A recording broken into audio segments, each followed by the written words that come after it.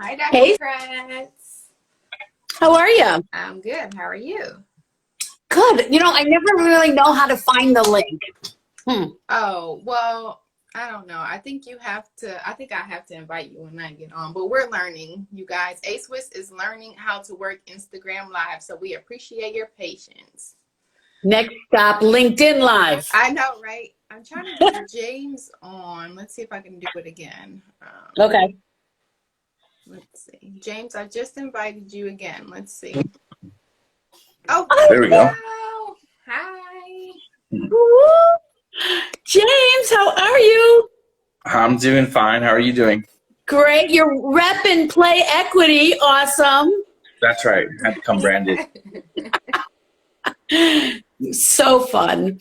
Well, we have a lot of people coming in tonight. We want to know all about your experience as a sports social worker. But we'll get into like questions and stuff. What's the intro that we need, Steph, for everybody? Okay, everyone who's joining or has joined, thank you. This session is episode 4 of What is Sport Social Work. We have James Lopez III from the Play Equity Fund. He's the program director there, but Dr. Kratz will get into a more appropriate intro for James. I'm Stephanie Rosado with the executive team here at A-Swiss. I'm here with Dr. Kratz. She's also on the executive board for A-Swiss. And we're going to have a good time today. And if you guys have any questions while we're talking, feel free to drop them in the Q&A and we'll try to respond to as many as possible. But with that, I guess we can just get started. People will trickle in as we go, and that's okay. Dr. Kratz, Awesome. take it away. Awesome. Well, James, first of all, thanks a lot for saying yes to this invitation, because not only is it always cool when we get to talk, but you get to spread the word to all our members and then everybody else just joining in tonight. So that's really nice. Thanks a lot. No, thanks for the invitation, and happy to join in these conversations anytime. Oh, that's so cool. So everybody out there, James and I have known each other for a couple years. Funny, we're both at US. Oh, I just thought of this. We have 3 Trojans in the room. Yes, we do. Woo, right on. So, James, you graduated with your MSW in 2016 and as a superstar, and he started out with his internship with the LA Dodgers, which was one of the founding placements in sports social work at USC. So there's a big round of applause for that. Of course, James before was then moving into the Dodgers Foundation as your permanent job right after that. And you spent several years there. And then now, most recently, as Stephanie reminded us, that you're with the Play Equity Fund. And you're just spreading the good word about how sport impacts our communities every day by helping youth get in the game. So, coming in from LA, so James, we'll just get right into like some questions and we'll just let the convo flow. But first of all, of course, what does it mean to you to be a sports social worker? It means a lot. I mean, there's so many ways to look at social work. And, I think a lot of folks have a very traditional mindset when they hear social worker. They think of mental health, children and family services, older adults, right? But you find all those people in the world of sports as well. So understanding that the sports environment is a unique environment. We always talk about framing athletes as a vulnerable population, but so just applying the social work lens to those arenas. And on top of that, really, for me, at this point in my career so far, what's really jumping out is the power of sport to create social change. How can we change norms and improve the lives of specifically youth, young people and their families through sport or through the power of sport? The thing that you said that I haven't heard phrased like that ever before is no matter what, we always talk about sport, social work across the lifespan, all ages, but thinking about the social worker that's working with youth and then sport, the social worker that's working with adolescents and then sport, geriatrics and where is sport? So I didn't really think of it like that before. Have you, Steph?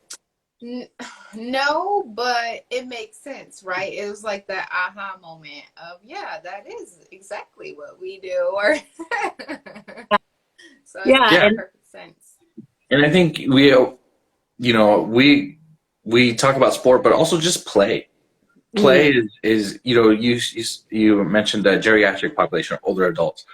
The value of play there is also extremely high there for healthy cognition, memory, right? Playing games, not necessarily sports. You lose the ability. Everybody loses the ability to play sport at a certain point, Right. Yeah. right? But what about just play, cards, chess? That's something I think about a lot often in our work too. Yeah, that's so powerful, because I think Dr. Kratz and I say this a lot. Like, everyone is an athlete. I don't care what age you are. Like you said, whether you're playing cards or anything, like, you're still using those same skills, and you still can derive the same benefits from doing sport or cards or any type of activity, at any age. And you're always going to be an athlete because you have a body to move, right? So true. And across abilities as well. Like is there a word, transability? That'd be interesting. We just made it up right now. I'm thinking about the play equity. Well, first tell us more about Play Equity Fund. What's going on there? Yeah, the Play Equity Fund, we're based here in LA, but we are not bound to the geographic region of LA. We're going to do work across the country, maybe even internationally, but really we're a 501c3 charity that is framing the play equity issue, what we call play equity gap, as a social justice issue.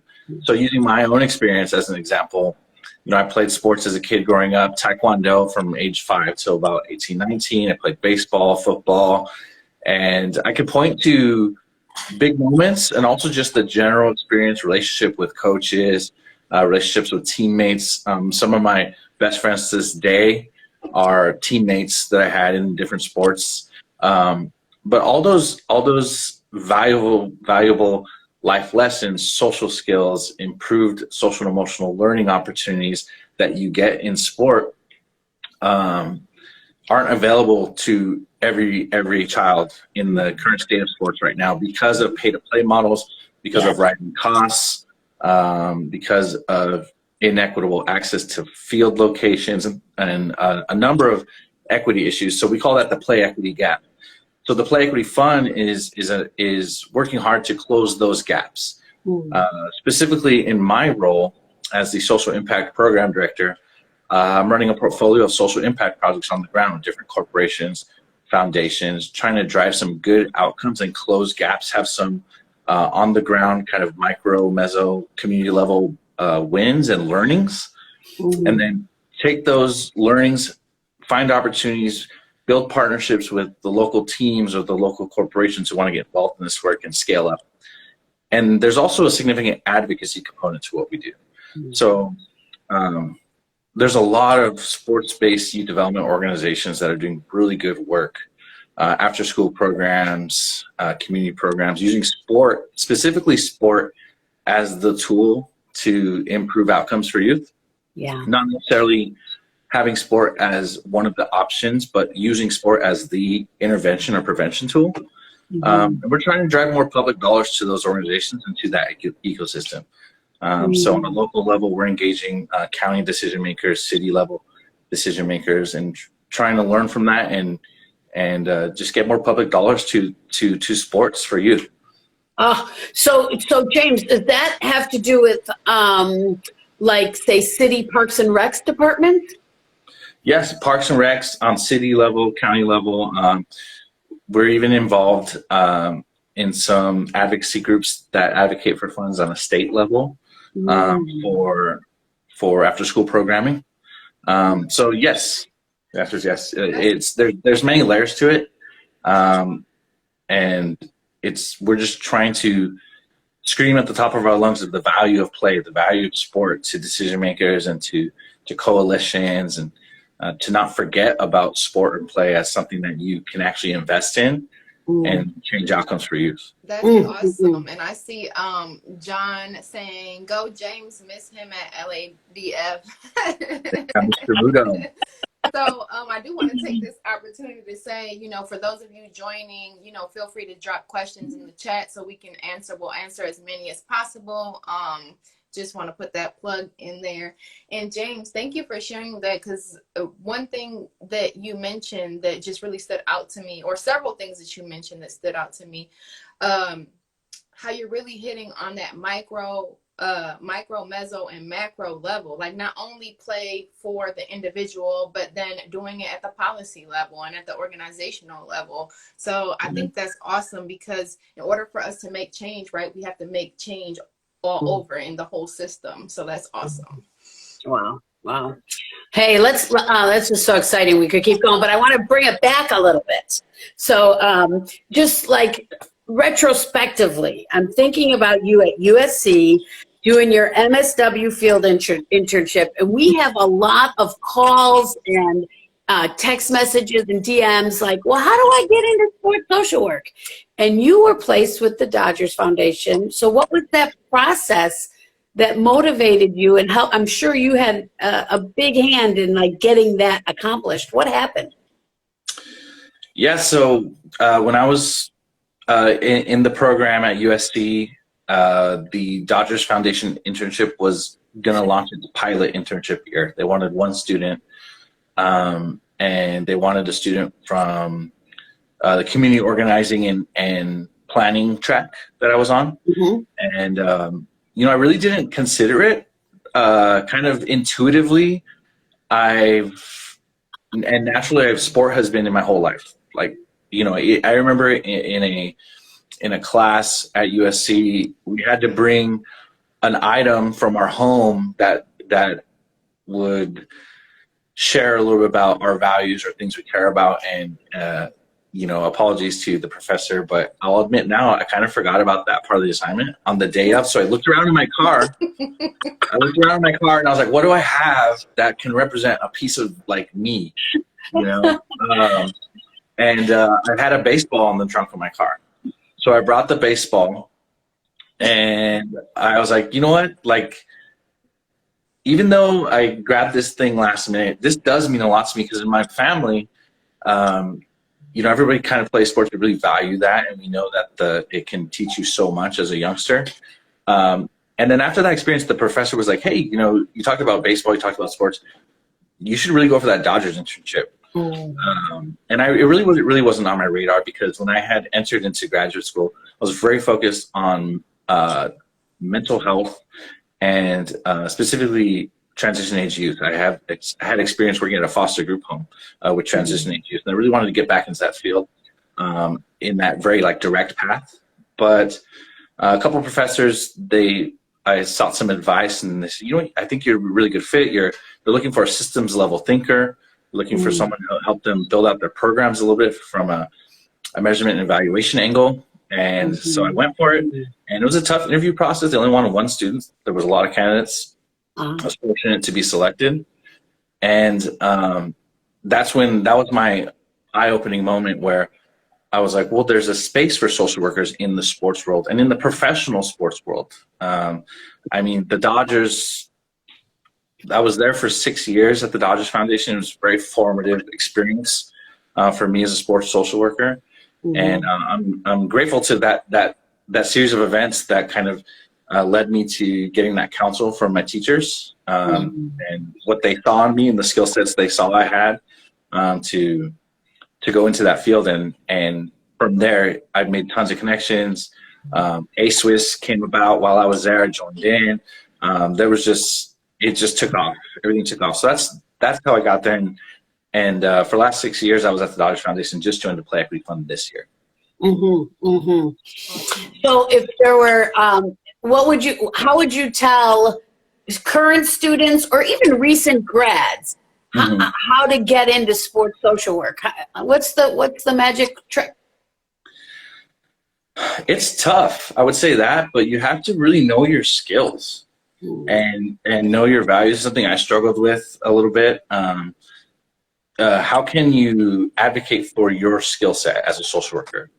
like I said when we started, a lot of people see social worker, or they see that MSW or at the end of your name, maybe on your resume or LinkedIn, and like, oh, this person, what do they know about sports, right? Or what can they bring to the table? And you have to just really know your value and be able to articulate. I bring program management skills. I bring development skills. I bring needs assessment skills. I'm a systems level thinker. I can work with youth and families. I can build rapport with them. I can go on and on. But if you kind of look at the experience we have as social workers as on a one-on-one basis, when you're working with a client or something, you have to look at all the systems that are intersecting in that client's life, right? So you just take that same approach to the sports setting. What is the social issue, or what is the challenge that you're trying to solve or trying to improve? What systems are you trying to improve for an athlete, for a sports-based nonprofit, for a professional sports franchise, a professional athlete, a college athlete, right? Take that thinking and apply that. But really, it's just, for me, what I found to be the most helpful is really knowing your skills, explaining them, and being able to articulate that systems level thinking. Oh, yeah, definitely. And then even, I would even say, and this is just me adding, sorry, I'm waving to people in the chat, but,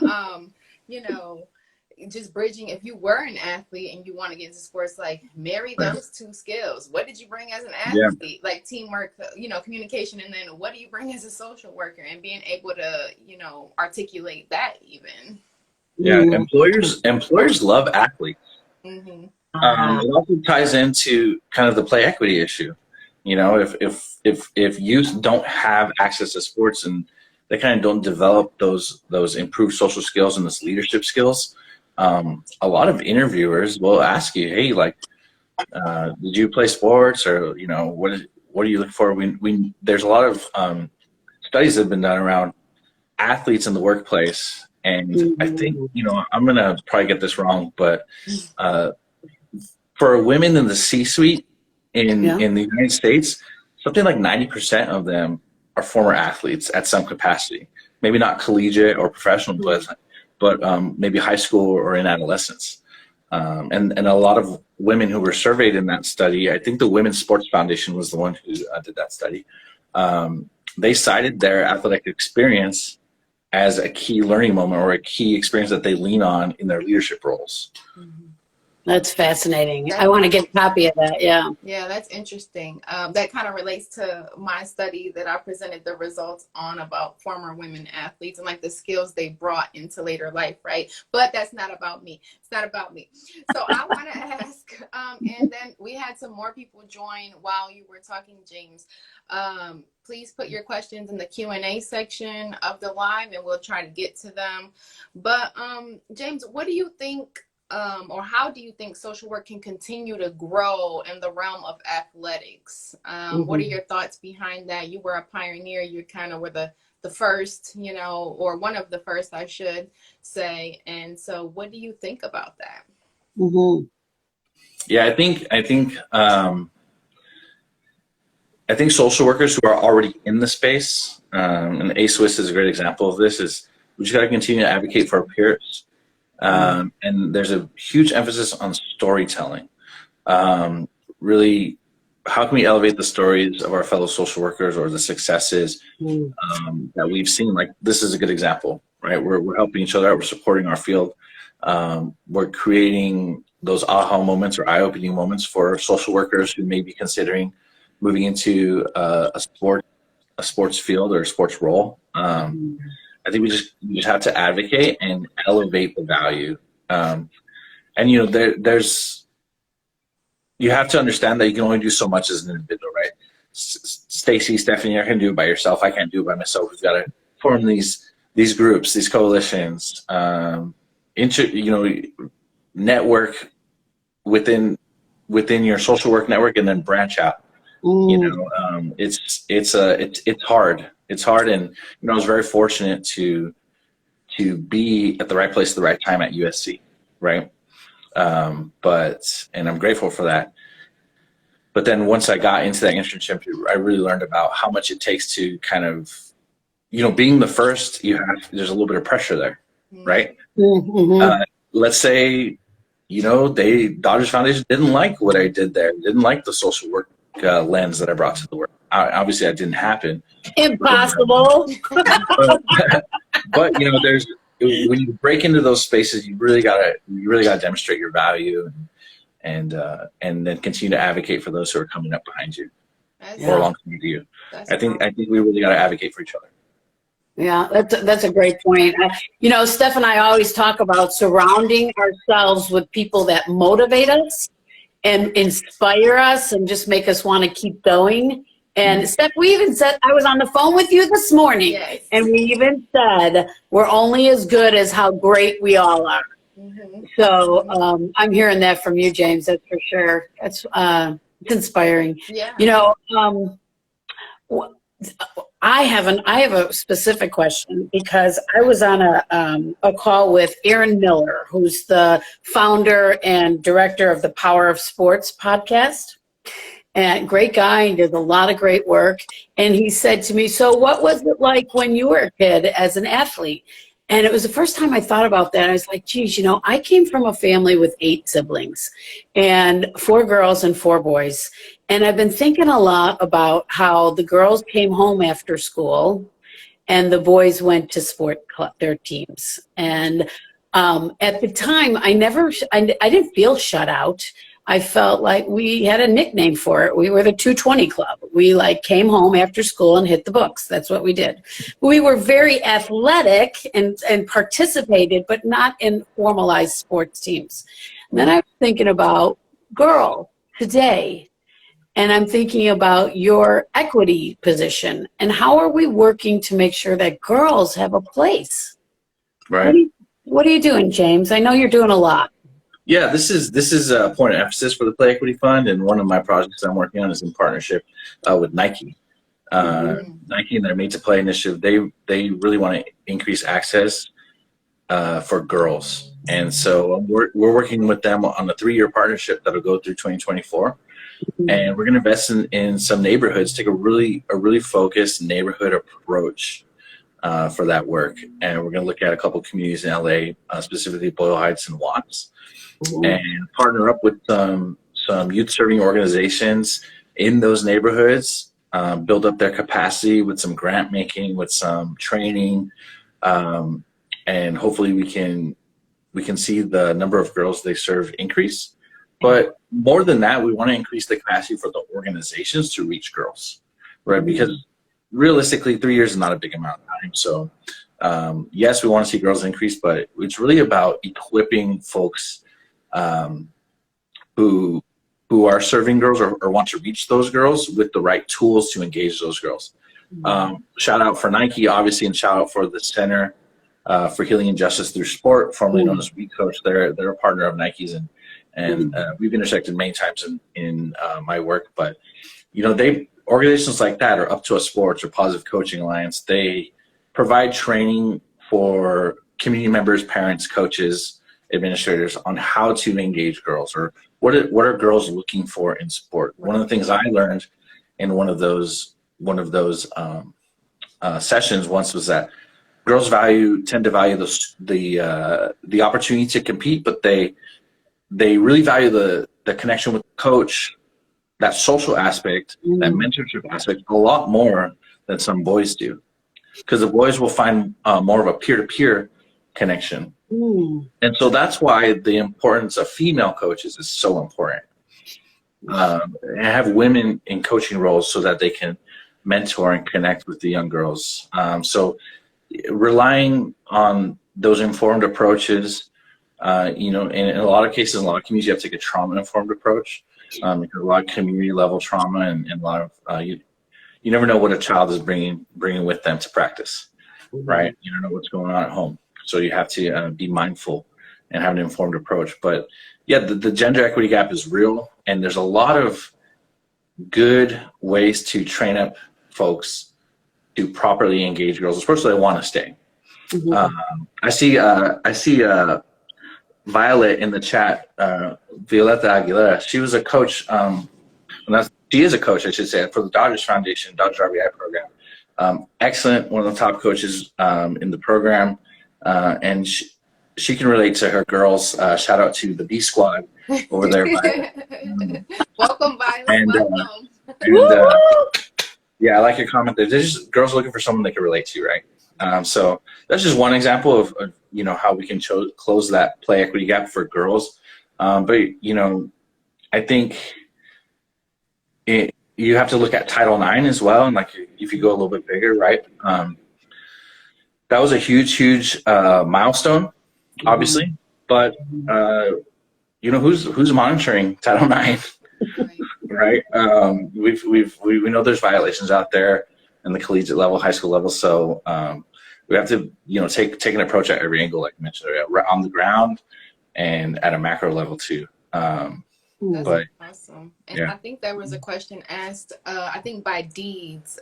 She said something about like, what do you use most, macro or micro level in your, in this work? And I think it's safe to say, even from our just our discussion today, that it's really micro, meso, and macro in order to target the social justice issue. Definitely. I'm not a clinician, right? I'm not a licensed clinician. I didn't go that route, but you use some of these foundational skills in conversations with folks, forming up partnerships, in assessing neighborhoods, and you use some of those micro level skills in person-to-person interactions. Yeah. I mean, obviously, I'm not doing therapy with folks, but you can build rapport and build bonds and build relationships with folks. And then, on the meso and macro level, it's systems level thinking. It's large scale partnerships. You can't just be one kind of social worker. And I think anybody working in any social work practice, not even outside of sports, social workers have to be able to flex all those muscles at once. If you use baseball's analogy, there's players who come in, they're left-handed pitchers, and they can only get out left-handed batters. And so that's like a social worker who can only do one thing on one scale, right? Yeah. But it's the athletes who could do it all. They have all the tools. They can get anybody out, and they can play any position.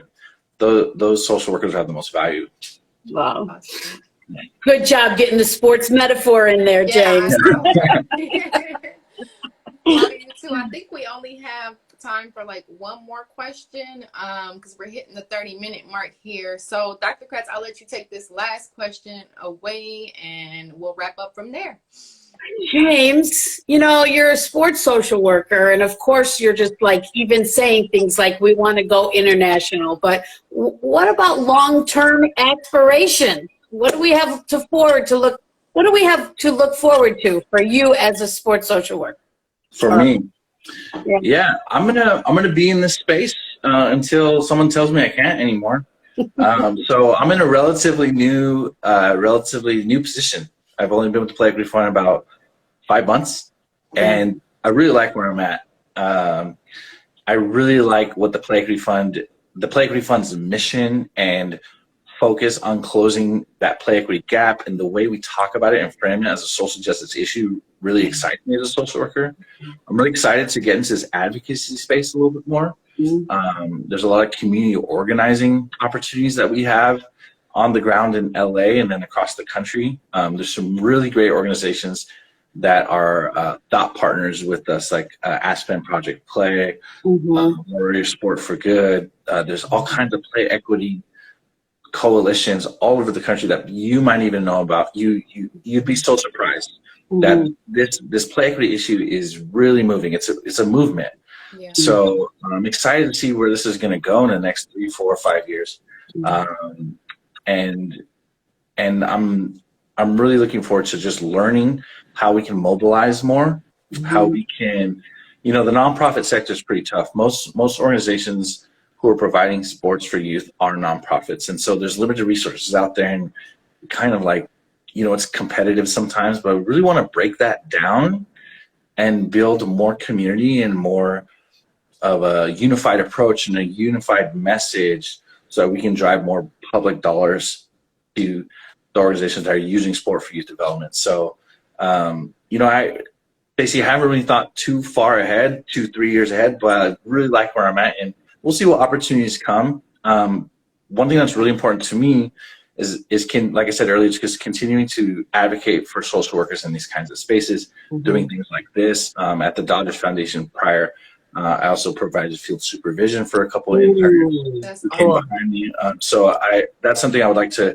get back into, and maybe we could host an intern at my current employer.